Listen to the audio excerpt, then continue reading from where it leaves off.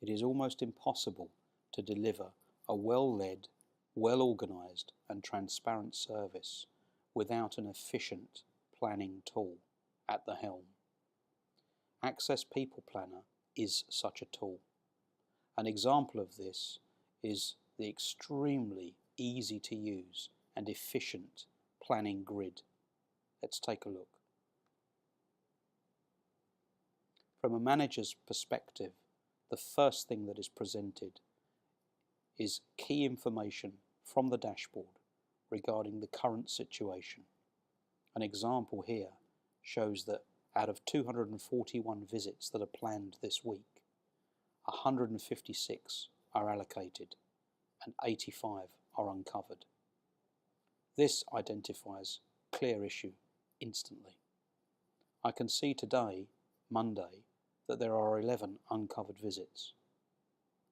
I can view this information in different ways. The first thing I can do is I can view what is covered against what hasn't been covered. So you can see how effective the team has been.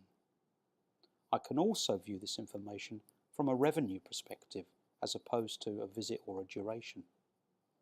And I can see that in this case I expected £7,800 of revenue to be generated this week.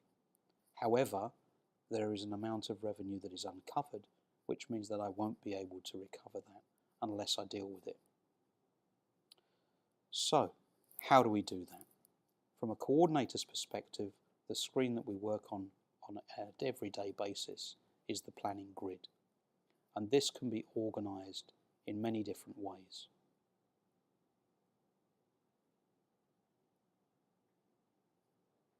Starting from the top, we can see how we can filter information to be presented to me in different ways. I can filter by location, I can filter by client, by support worker.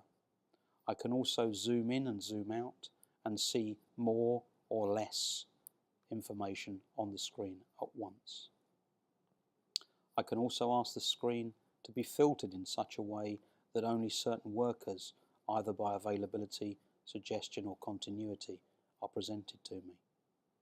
And I can ask those potential people that could work for me to be filtered by travel time or distance. So how does that work? The client element here identifies the clients that are receiving support that particular day. The coloured boxes identify visits that are covered in green, visits that are covered and there may be a challenge in yellow, and visits that are uncovered in red. When a visit that is uncovered is clicked on, the support worker screen orders the potential support worker to the best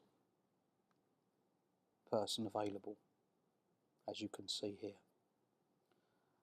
Additional information such as mileage and travel time is also presented to the worker, therefore ensuring that the correct person is always selected. These checks and balances occur each time a support worker or a client is selected in the system, and a simple drag and drop process ensures allocation is simple and effective, as you can see here.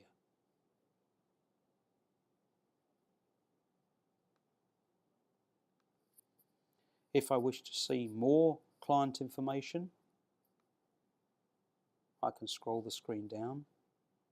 I can collapse, squeezing out the gaps and enabling me to see more clients in one go.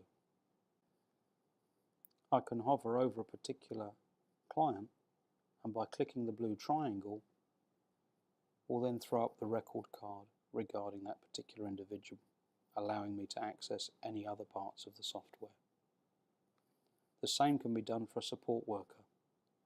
By clicking the blue triangle, we can enter into Andy Bantock's details.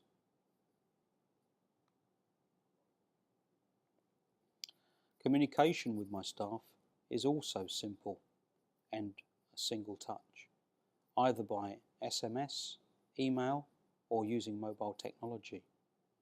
If I want to send a global message through the system, I can click on the mobile phone, I can select the individuals that I'd like to send information to. I even have the ability to create sample templates and deliver them via text or email or mobile, thus providing a transparent service.